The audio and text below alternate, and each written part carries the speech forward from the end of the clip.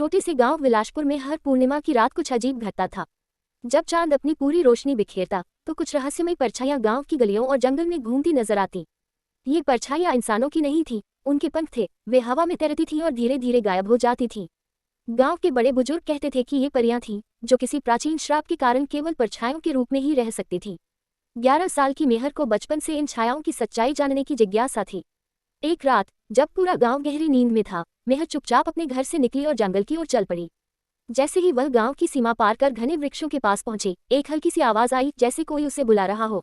उसने पलट कर देखा, लेकिन वहां कोई नहीं था। अचानक चांद की रोशनी एक बड़े पत्थर पर पड़ी और वहां एक सुंदर परी की परछाई उभरी। वो हवा में लहराए और धीरे धीरे मेहर के पास आ गई। परी की परछाई ने हवा में शब्द बनाए, हमें मुक्त करो। मेहर हैरान थी। उसने धीरे से पूछा, कैसे? परी की छाया ने इशारा किया। जंगल के बीचों बीच एक चमकता हुआ पेड़ था। वह कोई साधारण पेड़ नहीं था, उसकी शाखाएं चांदनी में झिलमिला रही थी। परी की परछाई ने इशारा किया कि अगर मेहर उस पेड़ के जड़ में दबे पुराने ताबीज को निकाल दे तो परियां फिर से अपने असली रूप में लौट सकती थी। मेहर ने हिम्मत जुटाई और पेड़ के पास पहुंची। उसने जमीन खोदी और वहां से एक सुनहरा ताबीज निकाला।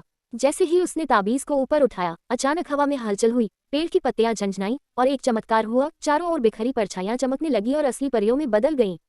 परियां बेहद सुंदर थीं, उनके सुनहरे पंख थे और वे चांदनी की तरह चमक रही थीं। उनमें से एक, जिसने मेहर को बुलाया था, आगे आई और मुस्कुराकर बोली, धन्यवाद मेहर, तुमने हमें श्राप से मुक्त कर दिया। अब हम फिर से अपने संसार में लौट सकते हैं। इसके बाद परियां आसमान में उड़ गईं और उनकी चमक धीरे धीरे गायब हो गई। अगले दिन जब गांव वाले जागे तो उन्होंने देखा कि जंगल अब पहले से भी ज्यादा हरा भरा और सुंदर हो गया था। मेहर ने ये रहस्य कभी किसी को नहीं बताया, लेकिन वह जानती थी परियां अब आजाद थी और हमेशा उसकी रक्षक बनी रहेंगी।